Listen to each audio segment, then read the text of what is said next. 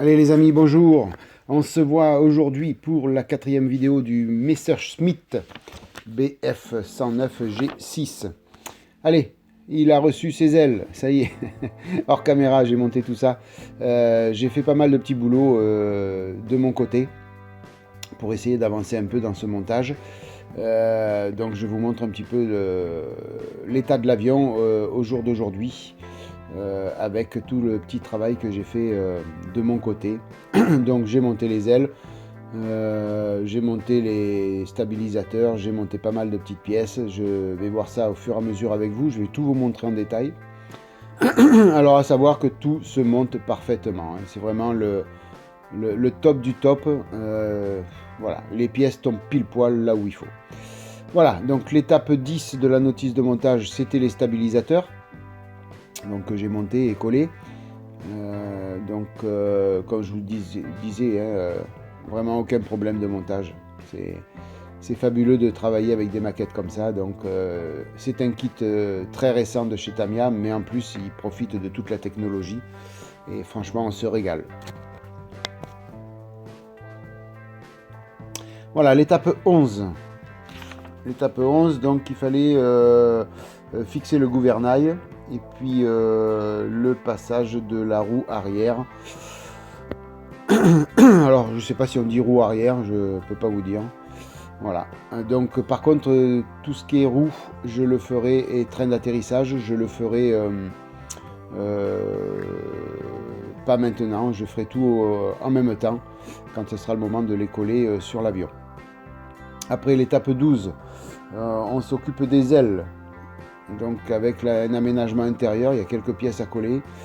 Alors des peintures à faire, mais il faudra les faire après avoir passé les peintures complètes de la camo.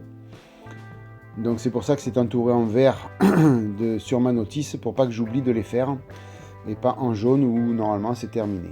Les étapes 13, 14, 15 et 16. Donc on s'occupe des volets supérieurs de radiateurs, des fixations des radiateurs, des volets inférieurs de radiateurs et des volets principaux. Voilà. Les étapes 17, 18 et 19, me suis occupé des fixations des volets, fixation des becs de bord d'attaque et puis la fixation des ailes sur le fuselage. Voilà, en attendant, j'avais peint donc le logement des trains d'atterrissage, c'est peint d'une autre couleur de la camo. Je camouflerai ça. Pardon, excusez-moi. Je camouflerai ça pour peindre la camo. Les volets de radiateur, les volets, je les ai mis en position baissée pour donner un petit peu plus de style à l'avion. Voilà, ça me plaisait de les mettre comme ça. Donc ça faisait une forme un peu plus moins linéaire, donc ça cassait un peu les lignes et j'ai trouvé ça sympa. L'étape 20, donc ce sont les trains d'atterrissage, donc tout ça je le ferai après. L'étape 21 et 22, donc il fallait normalement fixer le train principal, donc ça je ne l'ai pas fait. Par contre il y avait quelques petites pièces à prévoir. Donc celles-ci donc vont être, elles sont pas collées au fuselage, tout simplement parce que il faut poser les trains d'atterrissage et après poser ces pièces. Il y a un ordre, donc je serai obligé de les peindre séparément. Elles auront la couleur du dessous des ailes. Donc c'est, je me rappelle plus la couleur, c'est du bleu clair, Luftwaffe. Voilà. Donc quand je ferai la couleur du dessous des ailes, je ferai aussi ces pièces-là, ainsi que les volets de train d'atterrissage. Voilà, donc je fais un petit montage à blanc pour voir ce que ça donne, comme ça vous voyez un petit peu ce que ça peut faire. Voilà, donc toutes ces pièces seront peintes en même temps que le dessous des ailes et le dessous du fuselage.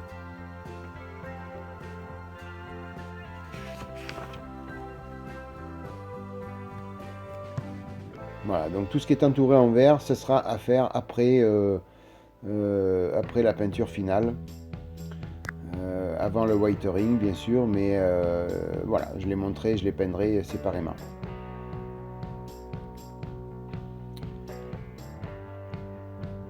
Voilà, maintenant on va s'occuper ensemble de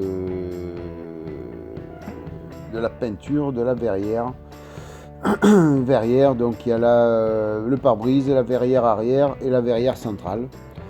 Donc toutes les pièces transparentes que je vous montre là.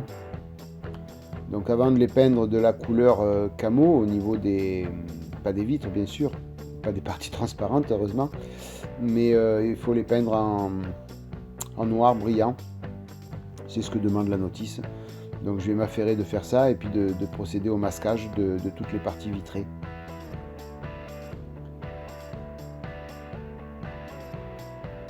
Voilà, là je vous montre donc deux petites pipions, je sais pas, deux petits morceaux de plastique que je vais laisser puisque je veux que la verrière soit ouverte.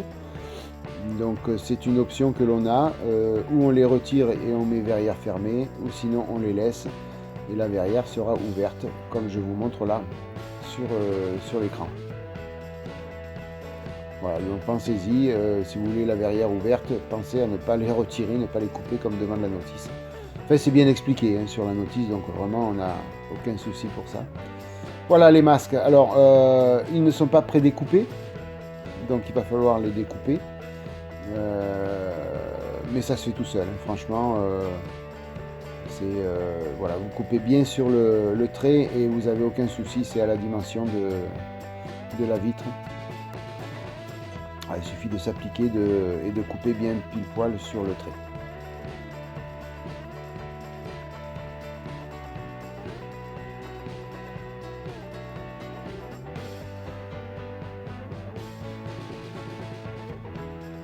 Alors donc prenez une lame neuve de cutter, vaut mieux, pour que ça coupe bien. Et puis un petit réglé ou une règle, prenez ce que vous voulez pour tracer droit.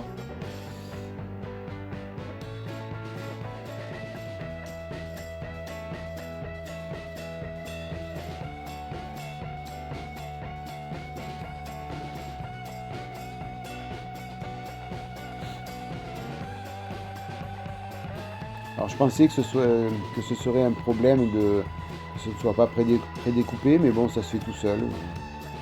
Je me suis peut-être affolé pour rien, mais franchement, ça se fait tout seul. Donc ça, en fin de compte, ce n'est pas un problème. Ça donne un petit peu plus de travail, mais bon, c'est pas méchant.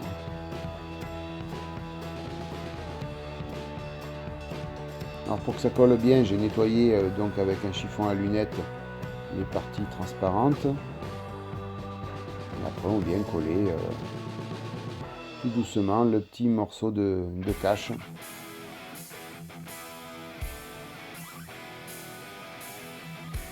Alors en appuyant avec les doigts, faites attention de ne pas trop pousser fort, d'écarter le plastique. Pas sur cette pièce mais sur les autres verrières. Il m'est arrivé sur un des avions que j'ai fait auparavant de casser la verrière parce que j'avais trop appuyé. Donc c'est un peu problématique. Heureusement c'était un kit Edouard et il y avait une verrière de rechange, donc j'ai pu la changer, sinon c'était problématique. Un avion sans verrière, ça faisait pas top. Ou alors on faisait l'avion qui s'était craché, mais bon. Alors à ce moment-là, il faut faire un diorama. J'en suis pas encore là au niveau des dioramas. Il y en a bientôt un qui va arriver sur la chaîne, c'est sûr. Je vous l'ai promis, donc ça je le ferai, mais pas pour l'instant.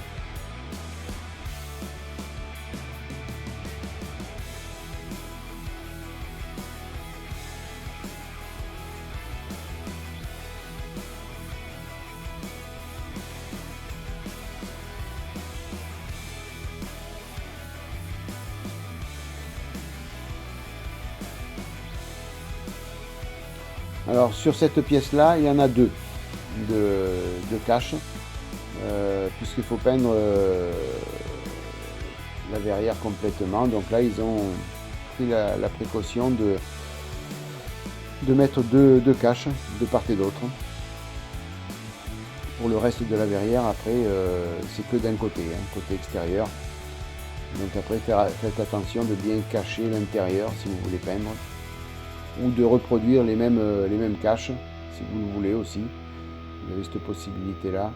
Moi j'ai choisi l'option de ne cacher que d'un côté et de peindre de l'extérieur pour voir après avec la transparence, puisque c'est en noir brillant qu'il faut peindre n'importe comment, donc par transparence ça fera brillant avec la partie transparente.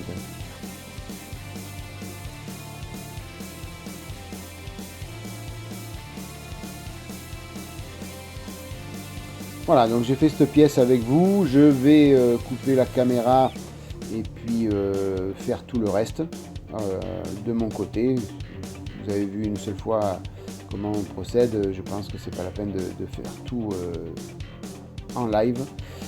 Voilà, donc maintenant j'ai remis la caméra et je vous montre donc le résultat terminé au niveau des masquages. Voilà, alors comme je vous ai dit précédemment, ça se fait vraiment super facilement. Voilà, juste être un petit peu minutieux sur la découpe et puis après ça va tout seul.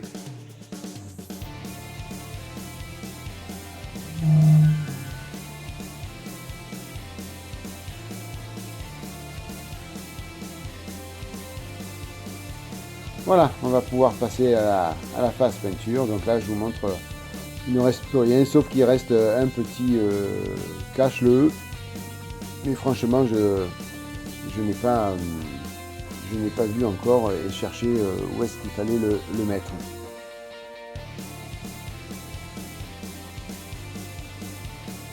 Donc là il y a une première pièce qui va se peindre en XEF 63. Donc c'est la partie qui vient à l'intérieur de la verrière centrale.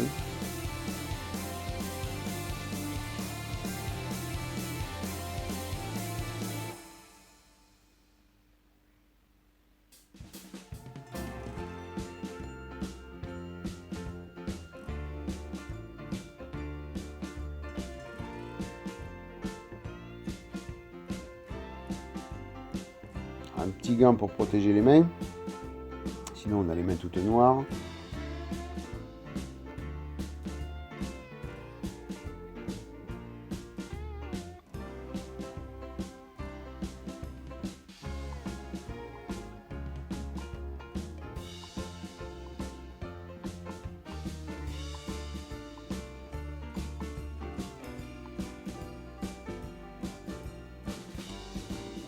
Donc là j'ai mis une très basse pression, hein, j'ai une buse de 2 et j'ai une pression de 1 bar pour éviter d'en foutre de partout. Pas la peine d'avoir une grosse pression. Voilà, le XEF 63 est passé. Il restera une petite partie à peindre en couleur, c'est du chamois, je crois, du bœuf XEF 57. Donc ça je le ferai au pinceau. Après donc tout le reste je vais peindre ça en X1 noir brillant. Donc j'ai bien caché l'intérieur, camouflé l'intérieur et je passe le X1 sur l'extérieur. Alors de ce fait à l'intérieur on verra ça en noir brillant et après quand je ferai la camo complète de l'avion je poserai les verrières. Et à ce moment-là, on mettra la couleur de l'avion par-dessus le noir brillant.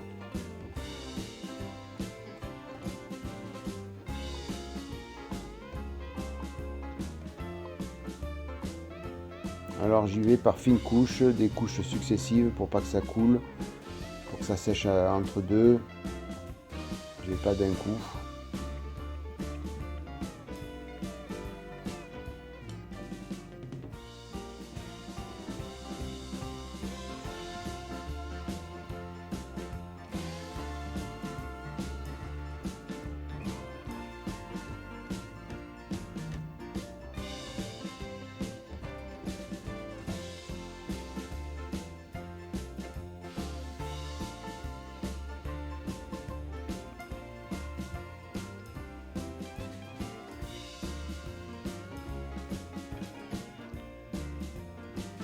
Alors c'est du, bon, je pense que vous avez l'habitude, c'est du X1 déjà préparé, déjà dilué, hein. J'ai fait ça avec le X18 et le X1, comme ce sont des peintures qu'on utilise assez fréquemment.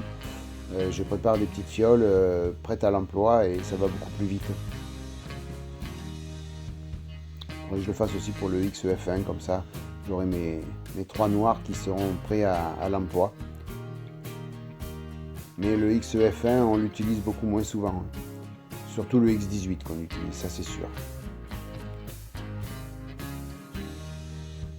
Voilà, donc on va laisser sécher, bien sûr.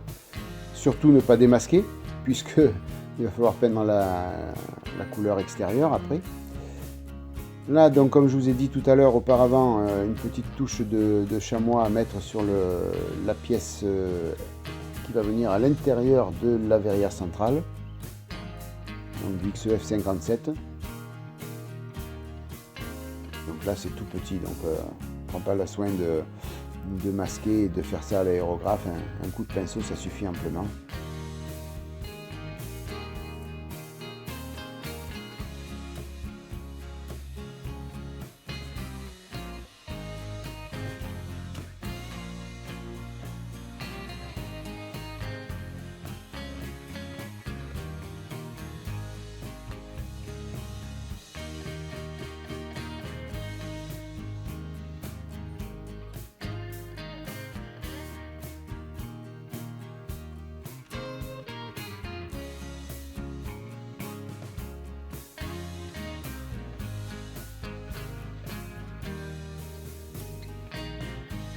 Encore une fois, mon plus gros problème, le hors cadre. Je vous prie de m'excuser. Là, vous voyez que mon doigt.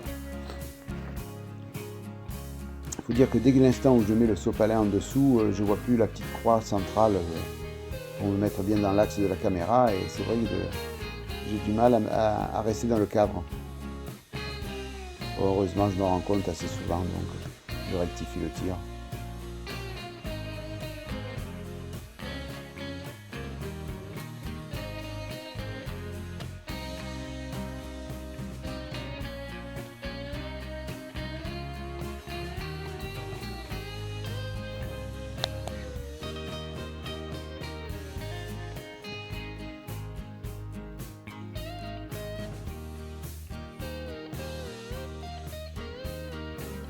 Donc là, il faut y aller avec plusieurs couches. Malheureusement, au pinceau, les peintures Tamiya sont assez fluides et on a du mal à avoir une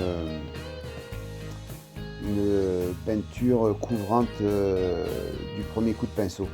Donc il faut faire plusieurs passes. Mais on y arrive, c'est pas un problème.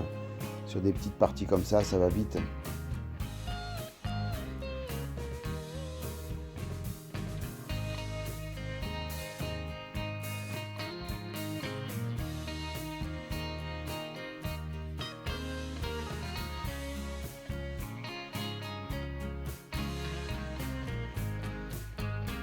Voilà, donc là je vous montre tout est bien sec. Donc vous voyez à l'intérieur on voit bien du noir brillant comme demandé sur la notice.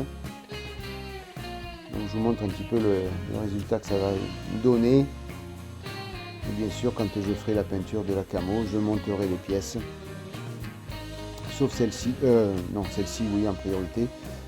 C'est la verrière centrale que je ne montrerai pas puisqu'elle va rester ouverte. Donc je masquerai l'intérieur du cockpit. Et je peindrai la verrière centrale séparément. Voilà, j'ai collé la petite pièce qui venait à l'intérieur. Je l'ai démasqué aussi puisque on n'a plus besoin de mettre de peinture de ce côté-là.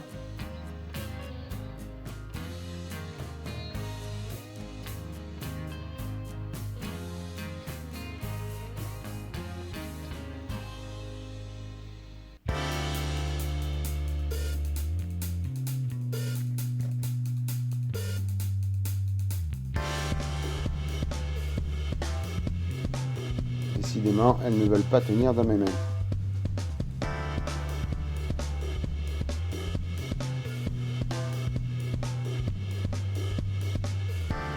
Voilà. Voilà, bah écoutez les amis, donc je voulais faire ça devant vous, donc au niveau du masquage et de la mise en peinture des trois verrières. Donc j'espère que cette vidéo vous aura plu. N'hésitez pas à la liker si vous avez aimé. Et puis, écoutez, on va continuer à avancer sur ce Messerschmitt BF109 G6. Et puis sinon, je vous retrouve pour d'autres vidéos, que ce soit blindé, avion ou voiture. Encore une fois, merci mille fois d'être passé par là. Passez une bonne matinée, une bonne soirée, une bonne journée. Et puis, n'oubliez pas, si vous avez envie de faire un petit don, d'aller sur ma page Tipeee. Sinon, je vous dis bye bye, à bientôt les amis. Ciao.